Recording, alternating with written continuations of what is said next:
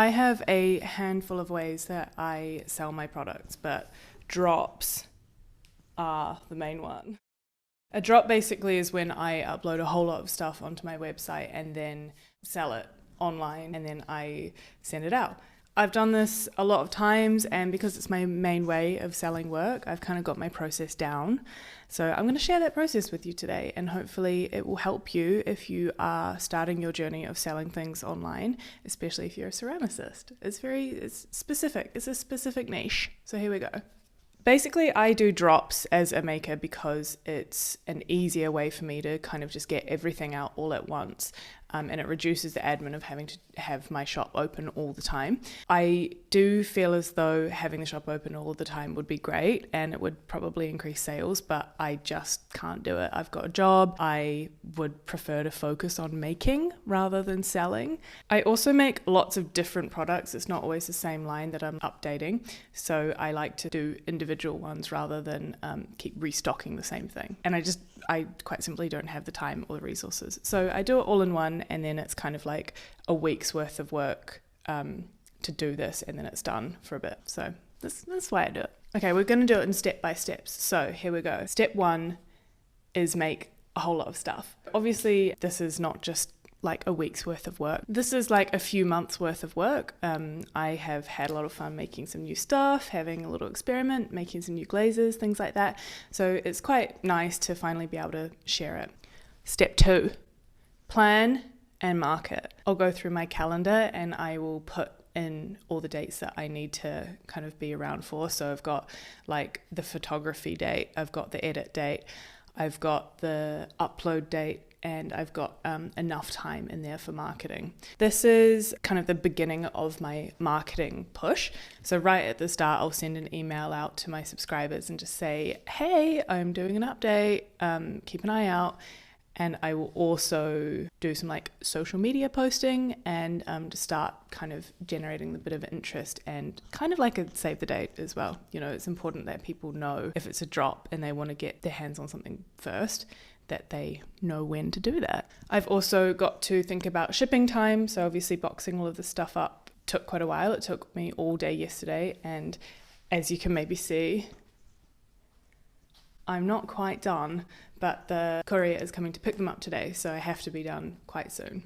So that's planning and marketing. Step 3 is inventory and photographing. This is sometimes fun, sometimes not fun, sometimes a little stressful. It depends kind of on the weather, honestly, and the time of the year. So at the moment, it's not great weather. It's not very bright in my studio. So I kind of had a hard time with photography this time. But I got it done. I used the natural light from my window that's behind me here to take my photos. And honestly, if it's a bad day, it can be really stressful, but we got it done. I start by putting everything that I have on my shelves onto the table, and I work out what I want to sell and what I think will sell, and I kind of put everything into groups. And then as I take photos of everything, I keep a little spreadsheet on the go, and I just note down everything that I've taken photos of and the amount of stock that I've got. I also take measurements at this stage and write them all in this little spreadsheet, and take any little notes that I have to take. I also prefer to use my camera for the photography stage because I have used my phone in the past, and much like YouTube, the quality isn't great. So I use my camera. It makes it a little bit more complicated because it's sort of one extra step, but the photos are much better. YouTube-wise, I'll be saving up some money to get a camera that can take videos. This guy can't. It's an old school guy. So that's a little side note. Hopefully in the future we'll be seeing slightly higher quality videos from me. But, you know, one step at a time. Step 4, of course, is to edit all of the photos. This can be a little bit of a nightmare, especially if I've had a dark shooting day like I did this time. But I use Photoshop Bridge, and I just put everything into one place, and I make the first couple of edits, and then I copy the edit settings and apply it to all of the images, and I go through and delete crap ones, and then I make like little adjustments to all of them. Probably a year ago, I realized that you can do it in a batch. So all of my previous shop updates before that, I was doing like Every photo I was like sliding the little slider, which is honestly truly RIP to me and the time spent doing that. But hey, we're a better person now.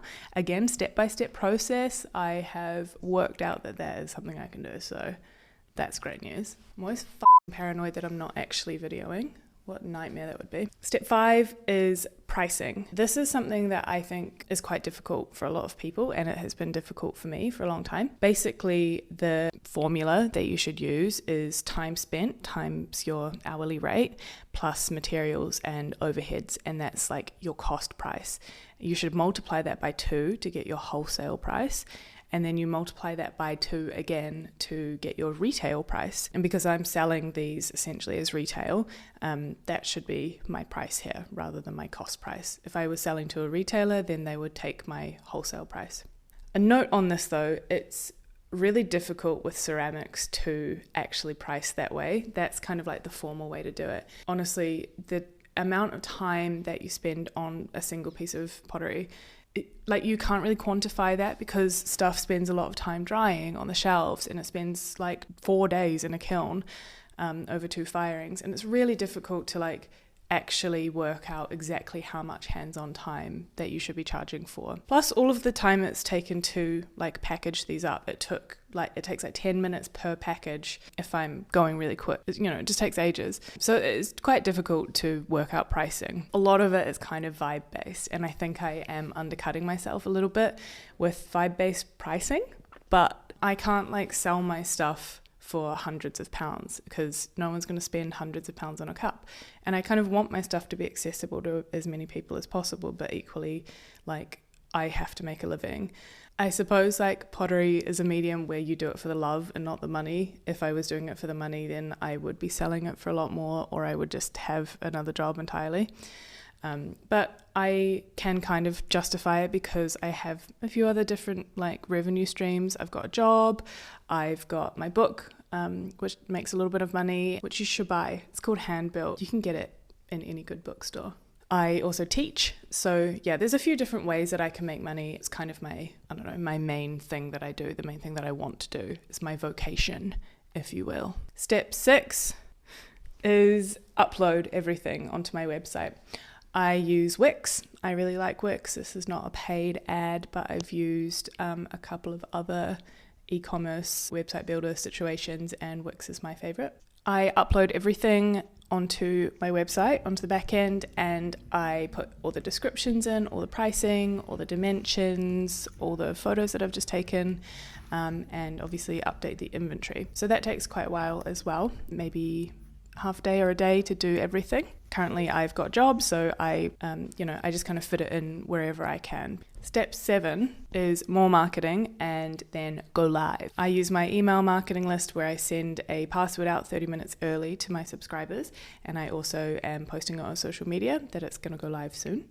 And then I make it go live, and then half an hour after it's gone live, I remove the password entry so that everybody can have access to the store. And honestly, this is the scariest bit because it's all of this work that I've done so far, I'm just hoping and praying that people are buying it.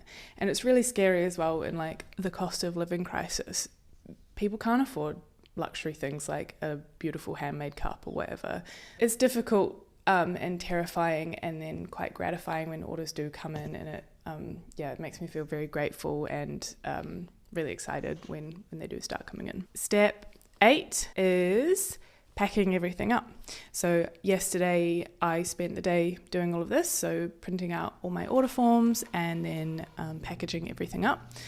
All of my packaging materials are compostable or recyclable or reused materials. So I hoard the shit out of packaging materials. Anything that comes into the studio and I'm like, that could go in a package, I'll save it. So if you've ever ordered anything from me and you've got a little bit of bubble wrap or a little bit of weird stuff that's padding out your parcel, that's what that is. I'm really passionate about creating as little waste as possible, so it's really important to me that I do that. Like I said, it takes about 10 minutes per parcel to pack it up if I'm going really quick, so I have to be mindful of time, just making sure I get it all done in time. I also then will go home and I will book all of the couriers, and I will come in the next day, which is today, print out all of the labels and I'll stick them on, and then the courier will come, pick them all up, and they will go. So step 9 is pray for safe deliverance. There's a lot of praying that goes on in the ceramics world. I don't know if you know about this, but we pray to our kiln gods, and we pray to the courier gods, and we pray, I guess, to the drying gods. We're a superstitious bunch. It's really important to me that my pieces arrive safely without any breakages, and it makes me feel a bit sick for like a week or two until I've heard no one come back and say, hey, my thing arrived broken. Because it's really scary. I've worked so hard on the stuff, and then if something is broken, then I refund them, of course. But it just makes me feel a little bit worried. So there's a lot of praying going on. After that, this is like a bonus step 10, take a break. However, I didn't schedule that into my plan, so I'm not going to be having a break. I'm just going to go straight back into it.